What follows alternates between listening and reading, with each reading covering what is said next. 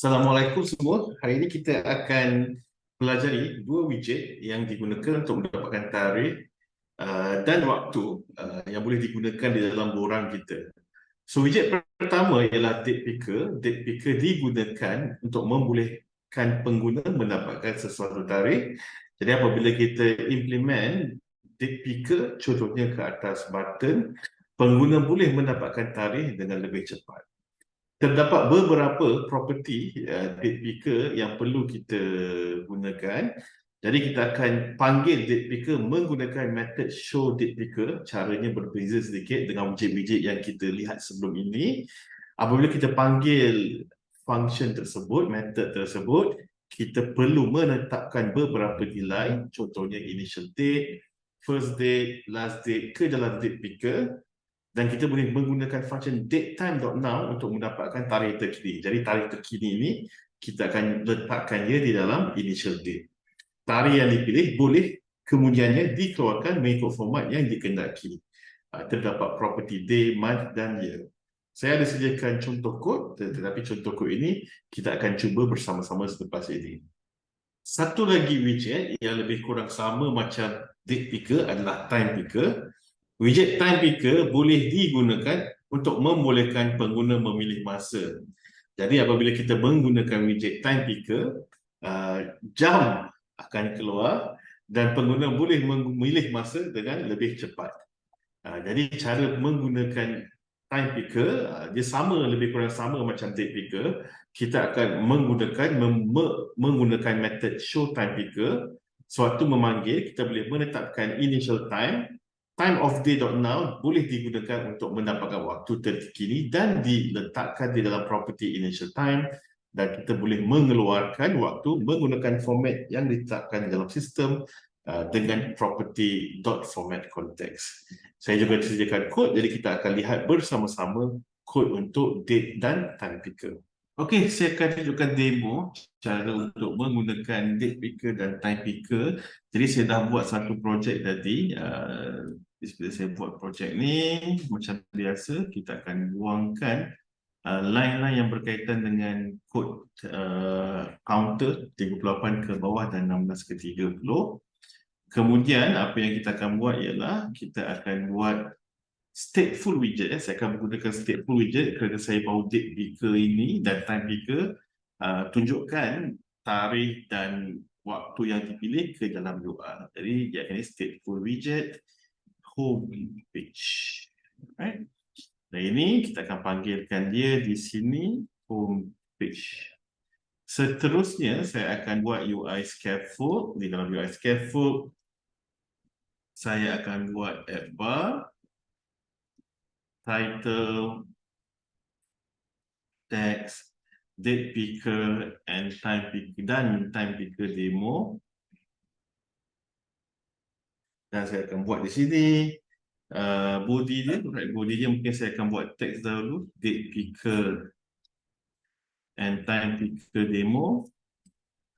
Kemudian saya akan buatkan dia di dalam kolom, dan kolom ini saya akan centerkan. Okay. Jadi saya akan buat dua button. So button pertama, alright, untuk menunjukkan DatePicker. Jadi ini kita panggilkan dia show DatePicker. Saya akan buat satu lagi button kedua.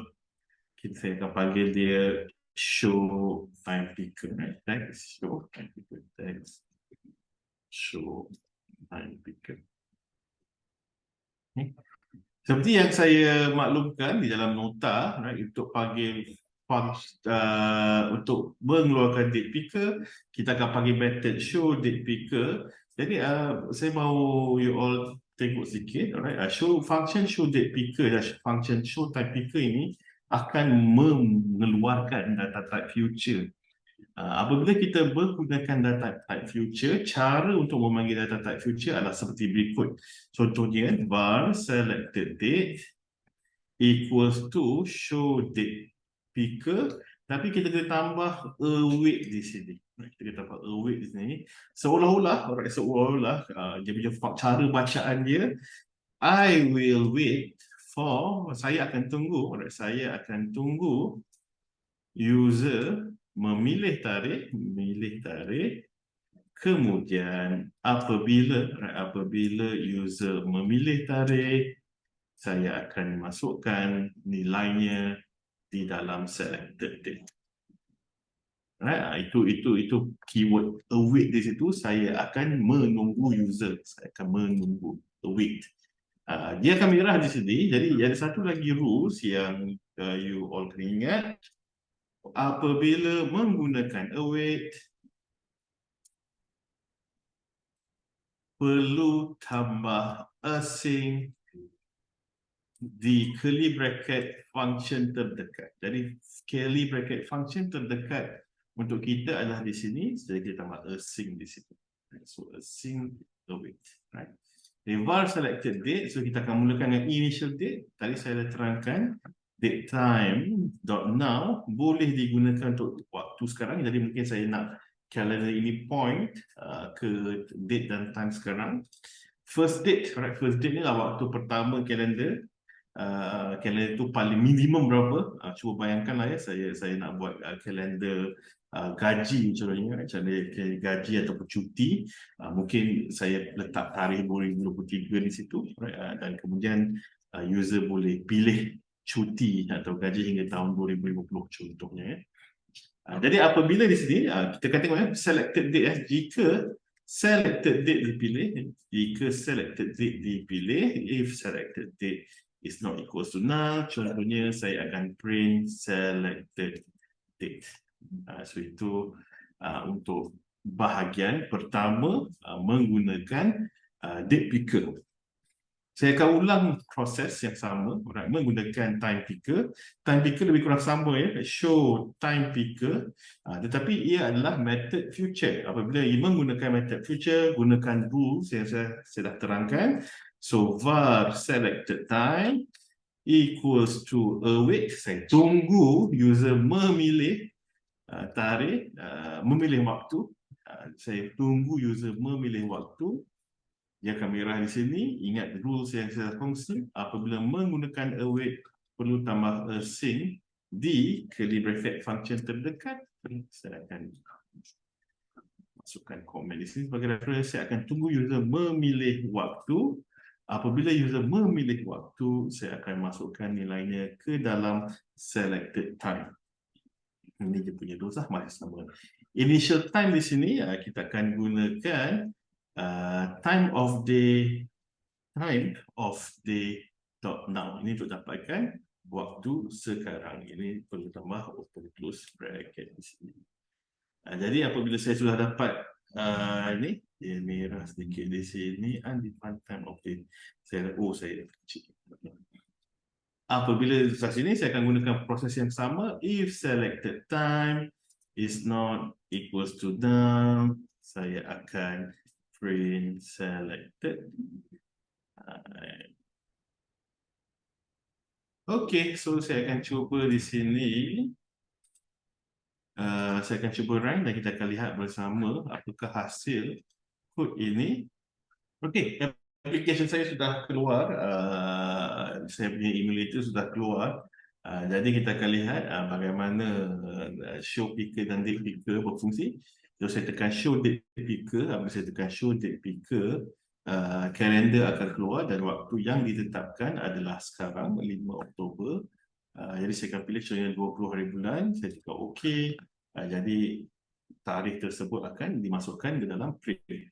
Show time picker, alright, sekarang ni 6.12 PM, jadi dia akan 6.12. Contohnya saya pilih 8.12. Habis tekan OK, jadi waktunya akan diletakkan sini 8.12 PM. So apa yang saya ingin lakukan sekarang, saya ingin keluarkan nilai ini ke dalam UI.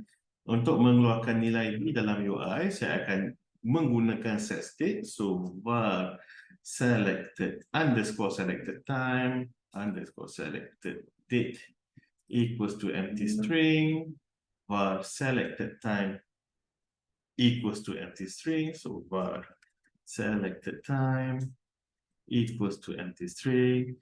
Kemudian apa yang saya akan buat, saya akan set state di sini. Saya set state selected date, right, equals to double quote, $sign, curly bracket. Jadi saya akan formatkan dia. Alright, selected date dot date mengikut format yang saya mahu. Selected date dot one slash $sign selected date dot year. Alright, ini cara mengformatkan date dan time. Ini time pula ya. Time saya akan buat benda sama. Set state selected time equals to ini boleh terus selected time dot format context, maksudnya mengikut format telefon tersebut. Selected date dan selected time ni mungkin saya akan keluarkan je di sini. Saya akan keluarkan je di text. Selected date. Terus saya terpanggil lah ya. Selected date.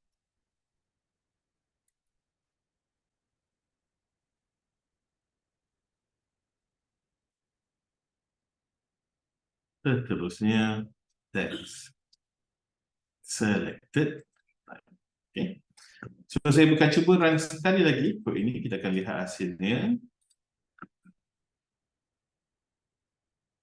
Jadi apabila saya run,